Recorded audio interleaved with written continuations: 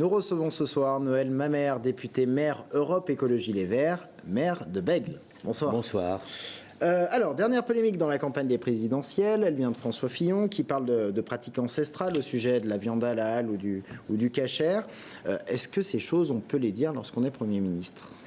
Ou est-ce que Tout d'abord, je pense que cette polémique qui a été engagée par Madame Le Pen est une polémique de diversion. Les problèmes que se posent les Français n'ont rien à voir avec l'abattage rituel. Leur problème, c'est le logement, le travail, l'avenir de leurs enfants, la perte de pouvoir d'achat, la précarité, l'exclusion. Et donc, je pense que cette polémique est un petit peu à l'image de la campagne que nous vivons, où les principaux candidats s'attachent à essayer de divertir le public, en particulier la droite sortante, pour mieux effacer son dépôt de bilan. Et que cette déclaration de M. Fillon, elle correspond à peu près d'ailleurs à ce qu'il avait dit à propos de Mme Joly lorsqu'elle avait proposé qu'on arrête le défilé militaire le jour du 14 juillet, et non pas la suppression du 14 juillet. Il avait dit qu'elle ne connaissait pas bien l'histoire de France parce qu'elle était pas vraiment française. Donc des propos condamnables. Oui, ce sont des propos condamnables. Écoutez, on a trouvé, la République a été capable de trouver un compromis avec les grandes religions de notre pays.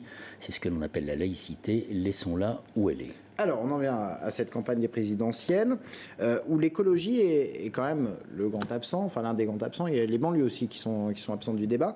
Est-ce que c'est un drame que l'écologie ne soit pas au cœur de la campagne ? Alors, il y a d'autres problèmes aussi. S'il n'y avait que l'écologie absente du débat politique, je vous dirais que c'est un drame pour l'écologie et surtout pour les écologistes qui montreraient leur incapacité à défendre leurs idées. Sauf que, comme vous venez de le souligner, l'écologie n'est pas la seule absente, ou en tout cas la seule qui est traitée comme disons la petite portion. Je pense en particulier aux banlieues, mais je pense aussi aux jeunes, et à toute une série, à toute une population de notre pays qui est abandonnée. Nous avons une candidate, Eva Joly, qui est une bonne candidate. Mais qui n'arrive pas à imposer ses thèmes de campagne. Est-ce que finalement... c'est très difficile d'imposer ces thèmes. Non, l'erreur de casting, vous pouvez la tourner dans tous les sens. Si c'eût été Nicolas Hulot, Cécile Duflot ou moi-même, je pense que nous aurions été confrontés à la même difficulté. C'est pas la candidate qui est en cause, c'est le contexte politique. Nous avons un contexte politique où vous voyez bien qu'on est en pleine bipolarisation. C'est vraiment un combat droite-gauche. Sarkozy-Hollande, c'est aussi une partie de notre électorat, il faut le reconnaître, qui veut se débarrasser de Sarkozy et qui compte voter utile, entre guillemets, en se disant en votant pour le candidat socialiste, on sera plus sûr de se débarrasser de Nicolas Sarkozy. Il faut dire à ceux qui nous écoutent et qui sont nos sympathisants, qui ont voté pour nous aux élections régionales ou aux élections européennes, que l'écart entre François Hollande et Nicolas Sarkozy est tel à un mois à peu près de l'échéance qu'il n'y a pas de risque de 21 avril et que voter utile, c'est aussi voter pour l'écologie, bien évidemment. C'est voter pour la candidate qui va permettre d'infléchir encore un petit peu plus les politiques publiques dans le sens de ce que nous souhaitons. Dans les sondages, elle n'est pas à la hauteur des espérances. Est-ce que vous allez arriver à imposer vos thèmes de campagne et surtout, une fois un certain président élu, s'il est élu, à imposer les thèmes de l'écologie dans l'action politique. Oui, sauf qu'il faut quand même comprendre, et c'est un petit peu difficile d'ailleurs, parce que les électeurs sont un peu perdus. Il y a l'élection présidentielle qui est hyper personnalisée. Et nous avons, combattu à l'Assemblée nationale, lorsque le Premier ministre de l'époque, Lionel Jospin, a inversé le calendrier électoral. Nous avons voté contre parce que ça pervertit tout. C'est-à-dire que la présidentielle, ça devient l'alpha et l'oméga de la vie politique française. Or, nous sommes quand même encore dans un régime parlementaire. Donc, ce qui devrait primer, ce sont les élections législatives. Justement, donc, vous pensez que l'Europe Écologie peut se rattraper après bien sûr.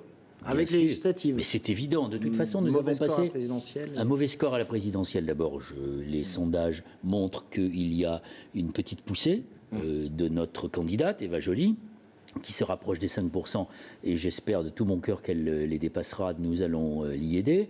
Et d'autre part, il faut que vous sachiez que nous avons passé un accord électoral et même un accord sur un certain nombre de points, de programmes que nous pourrions mener à bien avec les socialistes en cas de victoire de la gauche. C'est l'accord Europe Écologie Les Verts socialiste qui fait que, normalement, nous devrions avoir un groupe à l'Assemblée nationale pour la première fois dans l'histoire de la Ve République. Aujourd'hui, je suis pratiquement un tiers du groupe écologiste à l'Assemblée nationale. Il n'y a pas de groupe aujourd'hui. On est 3 députés. Pensez-vous qu'il est normal que dans un pays comme le nôtre, où l'écologie a fait tant de progrès, où l'écologie est au cœur des débats, nous n'ayons que 3 députés. Non, nous sommes sous-représentés par rapport à notre poids dans la vie politique française, par rapport à notre poids sociologique et au poids de nos idées. Il faut le rééquilibrer. Et le programme et l'accord que nous avons passé avec les socialistes doit contribuer à ce que l'écologie ne soit plus traitée comme la part la plus minime d'une politique, mais que nous soyons traités comme des partenaires à part égale. Une question pour finir. On est dans une région où le nucléaire est important. Il y a 2 grosses centrales, Chinon, Saint-Laurent-des-Eaux. Qu'est-ce que vous leur dites aux employés de la centrale? Vous leur dites qu'il va falloir penser justement à se réorienter dans de nouveaux métiers. Vos centrales vont fermer d'ici un certain nombre d'années. Alors d'abord, ce que nous disons, c'est qu'il faut une fermeture des centrales nucléaires progressive et programmée. Progressive sur 25 ans. Ça donne le temps de se retourner, ça donne le temps de prendre des décisions.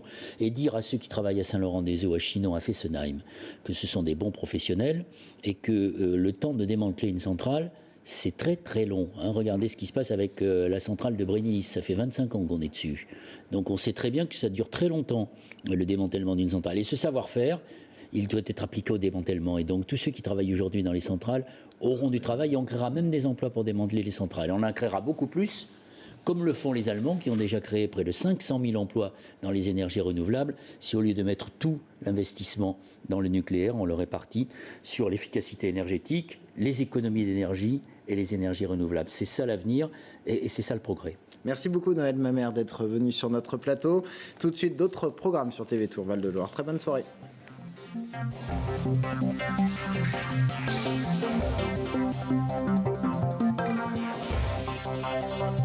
Thank you.